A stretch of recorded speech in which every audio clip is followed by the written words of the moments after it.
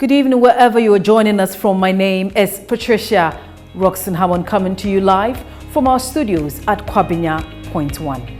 This is NEWSBOARD. Let's take a look at our headlines in Ghana and around the world. Special prosecutor begins investigations into the crisis in the banking and financial sectors. Ghana's goal of producing its own vaccines will be realized shortly.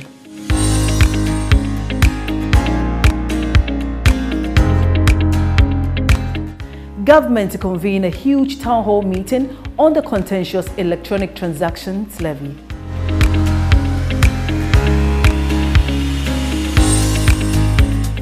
And the military in Burkina Faso says it has seized power and overthrown the president.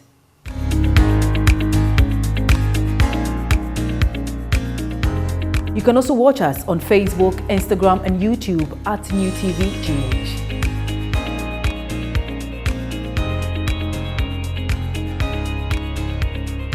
And now to the details. Kizzy Ejabeng, the special prosecutor, has begun investigations into institutions suspected of corruption during the banking and financial sector crisis.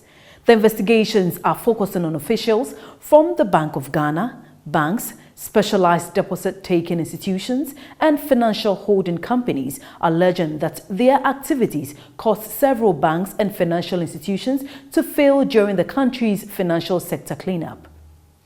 The special prosecutor has urged members of the public who have information about any corrupt action carried out by any of the accused to report it to the authorities. Quote, all essential and reasonable actions will be taken to preserve the safety and well-being of all informers, whistleblowers, and witnesses, the special prosecutor said. Meanwhile, the special prosecutor's office has stated that anybody or any institution proven to be involved will be detained and prosecuted.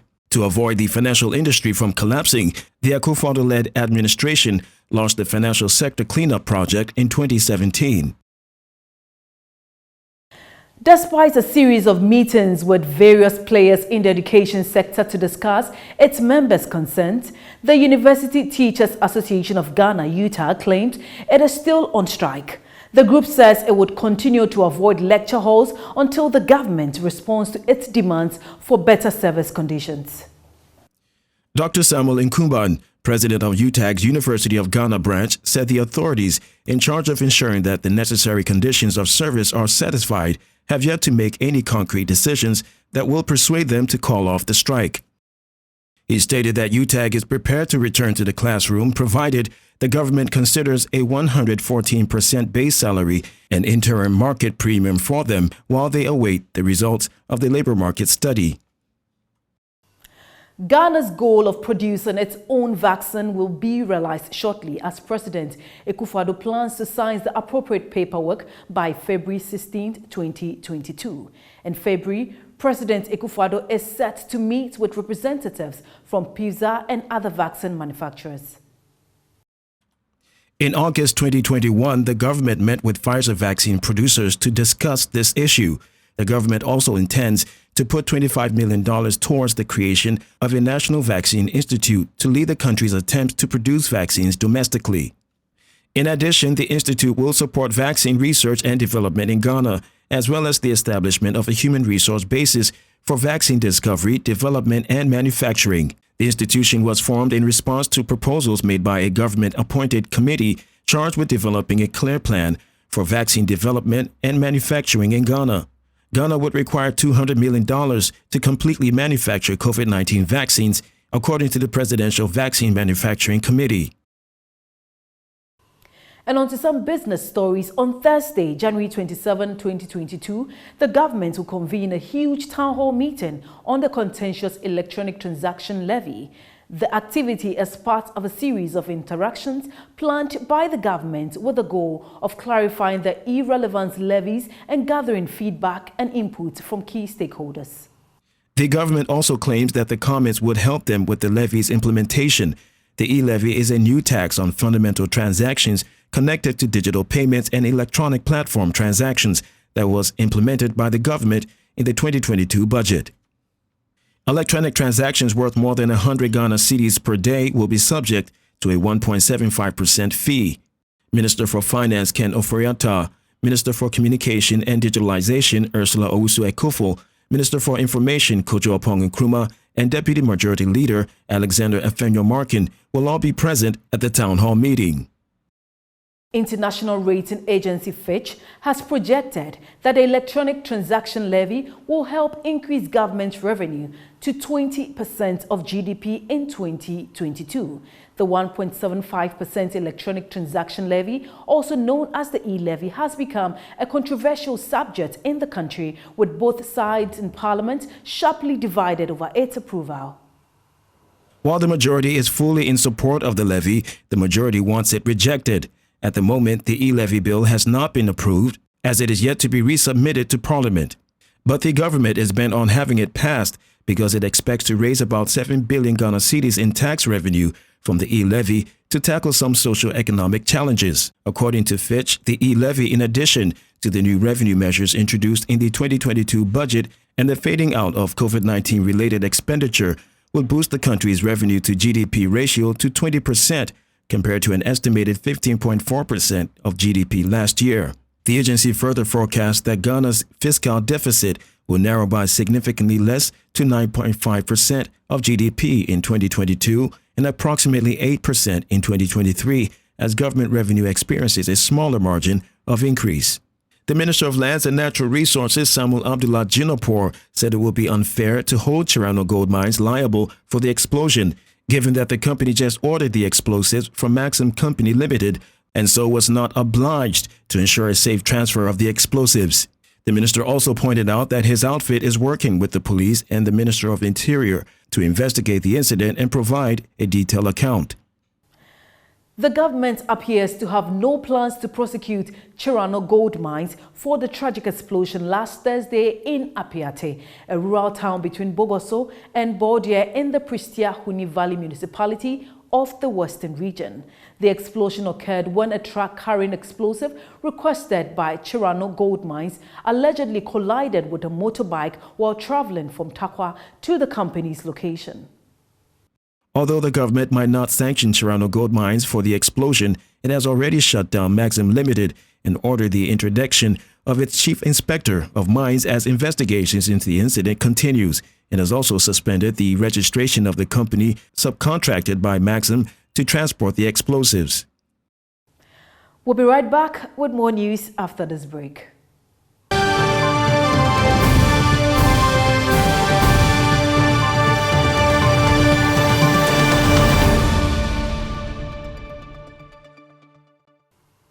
Welcome back. And to some international stories, the military in Burkina Faso says it has seized power and overthrown President Kabore. The announcement was made on state television by an army officer who cited a deteriorating security situation for the military takeover. Mr. Kabore had faced growing discontent over his failure to stem an Islamist insurgency. His whereabouts are unclear, but the officer said all those detained were in secure location. The coup comes a day after troops seized barracks and gunshots were heard in the capital Ouagadougou. Earlier, the ruling People's Movement for Progress party said both Mr. Kabore and a government minister had survived an assassination attempt. On Sunday, mutinying troops demanded the sacking of military chiefs and more resources to fight militants linked to the Islamic State group and Al-Qaeda. The army statement said Mr. Kabore had failed to unite the nation and to deal effectively with the security crisis, which, quote, threatens the very foundation of our nation. Mali's government has called on Denmark to immediately withdraw a contingent of troops deployed to the West African nation as part of an international counter-terrorism force. The military government, which took power in a coup in 2020, said the deployment of about 90 Danish soldiers had taken place without its consent. Denmark says it is in touch with the government in Bamako and is working intensely to clarify the situation. There's been widespread international concerns about the reported deployment of mercenaries from Russia's Wagner group in Mali. US President Joe Biden has said there is total consensus with European leaders over Russia's troop buildup on the border with Ukraine. During crisis talks on Monday, Western powers agreed to swift and unprecedented sanctions against Russia if it were to invade. The U.S. has also put 8,500 troops on alert.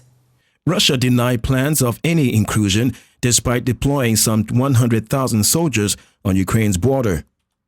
Joining the US and UK on the call were the leaders of France, Germany, Italy, Poland, and the EU. The head of NATO, Jens Stoltenberg, also dialed in. Quote, "I had a very good meeting, totally unanimity with all the European leaders," Mr. Biden said afterwards.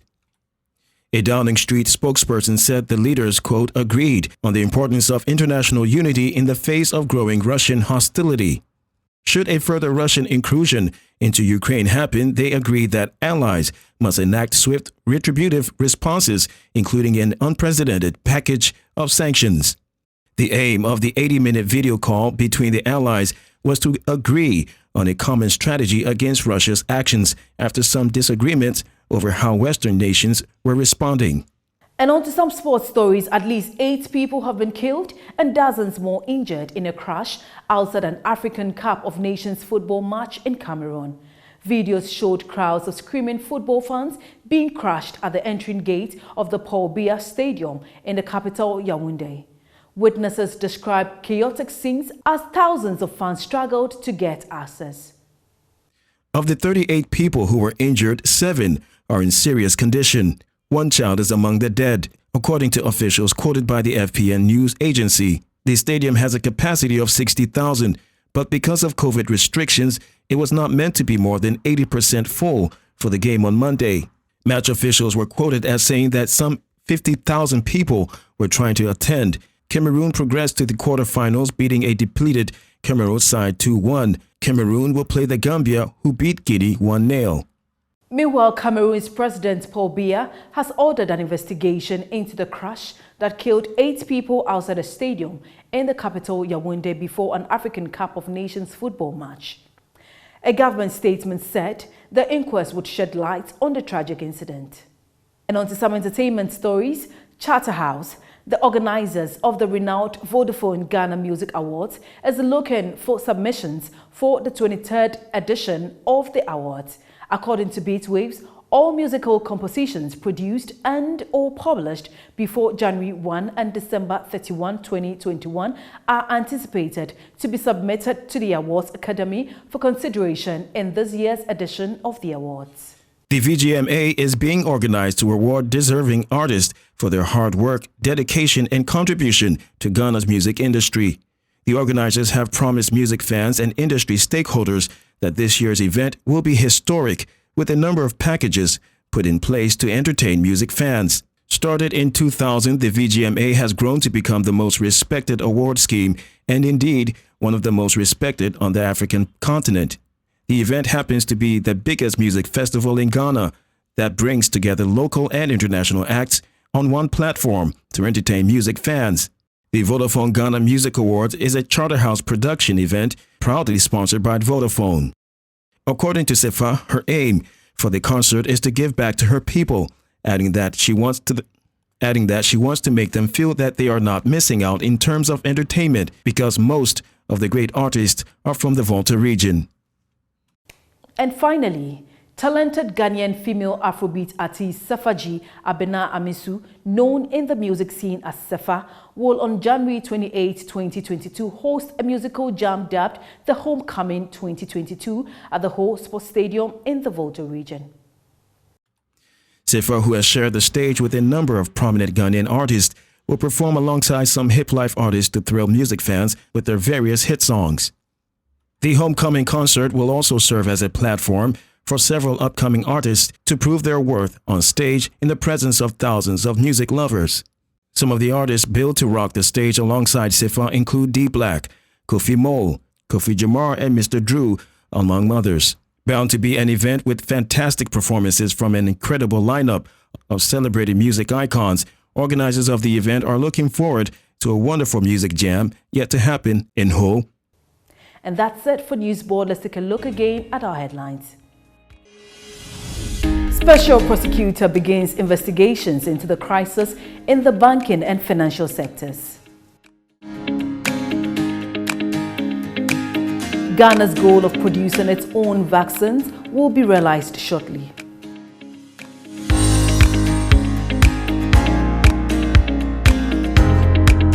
Government to convene a huge town hall meeting on the contentious electronic transactions levy.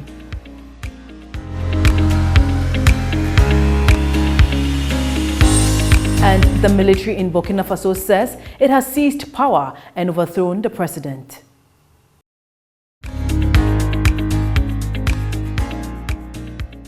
Thanks for watching. My name is Patricia Roxton Hammond. We came to you live from our studios at Kwabenya Point 1. Good evening.